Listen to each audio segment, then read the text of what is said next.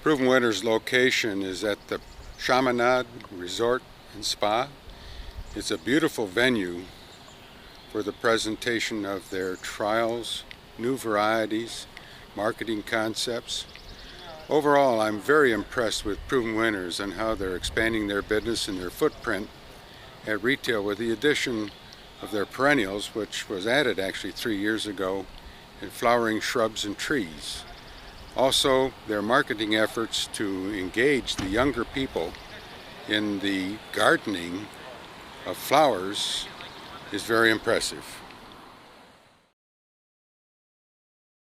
I'm sitting here with Marshall Dirks, head of the marketing for Proven Winners. And Marshall, I was real impressed with your presentation this morning with all that you're doing, especially getting contact with the younger group, the so-called non-gardeners or first-time gardeners, and also a lot of the trends. I mean, what you're doing is really, I think, very impressive as a company. Can you tell me, I mean, where you see some of the new trends going? Yeah, Gary, one of the things that we've noticed is that actually the new people we're trying to attract, they don't even want to be called gardeners. They're really decorating with our products. And so we're really seeing a movement from focusing on product, but focusing on the purpose, why they want to garden. Their reasons for gardening are very different from what ours are or what our parents' needs were. And so they're looking for joy, they're looking for pleasure, they're looking for satisfaction. They're not asking all the time, is it an annual or perennial, but what will that plant do in addition to just being beautiful? Will it ward off a pest? Will it smell good? Will it do things for the environment? And so we're having to ask our breeders, what else can plants do for that consumer? And so I likened it, I stole someone's analogy about the phone industry. We can't be satisfied. No one will buy a phone that just makes phone calls any longer. It has to do lots of other things. And now our kids, they want to watch television on their phones. You know, they're not just satisfied with just surfing the internet. And same with breeders. Breeders have to be bringing products that do more than just as a pretty plant. What are the other benefits and the attributes? You know, I see things happening at CSU University, who's actually trialing plants that will actually be used to detect bombs. The plant will lose all its chlorophyll. And imagine an airport that's filled with plants that can identify if there's bomb-making chemicals in the air, and the plant will do that. So people are thinking about plants in a totally different way that we haven't, and that impacts where we search for plants with different breeders, but it will certainly impact how a consumer thinks about buying a plant in whether it's a garden center or someplace else. There's lots of different things that impact what they're going to be doing here in the future. Great. You know, at ePlantSource, we're doing a lot to get the word out, and I notice you are too, and we're really focusing a lot on Facebook and LinkedIn. What's your impression of the social media and what's going to be the winner?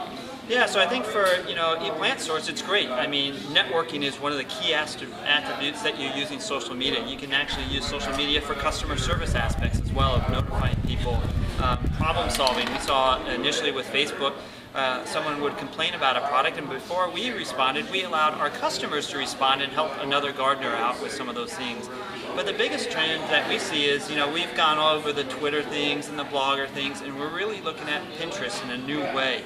And Pinterest, I think, over all social medias, whether it's Facebook or Google Plus or YouTube, I think Pinterest has got a unique opportunity to be the leader in e-commerce through social media. And they're adding what they call rich pins. And so anytime you have a bulletin board filled with all the images, you're collecting ideas for a room or a garden or something, now you have the ability to have these rich pins that have the location of where you can buy that product as well as pricing, and consumers can buy right from Pinterest and have an e-commerce opportunity versus, you know, everything that might be in Twitter or Facebook. And so really I think a huge opportunity is going to be through rich pins through Pinterest, and we're tracking that. And here in the next few months, all of our items, you'll be able to see that rich pins for Proven Winners products. Great, great. But we're going to have to look at that ourselves, I guess. Yeah. This is just a tremendous venue you have here, the location, everything else, and the job you guys do. I just can't say enough. Thank you very much for the time, and I think I'll go out and take a few pictures in the trial. Thanks, Gary, for spending time and for really appreciating some of the things that we're doing. I mean, it's oftentimes hard to change. And we know we're going to stumble. A lot of these things are brand new, but we're going to make mistakes, we're going to make blunders, we're going to screw up, but what we're going to do is persevere to attract this new customer, and we can't be afraid to change. And so that's what Proven Winners really wants to do, is try to change, try to lead in some ways that perhaps aren't traditional, but how we can reach this customer, because this new customer is really different than who we've been dealing with in the past. And so we have to change as these old guys in the industry. We really have to change and reflect that new customer coming along the way. And you guys are doing a great job in that area too. So Great. Thanks, Gary. Thanks, Marshall.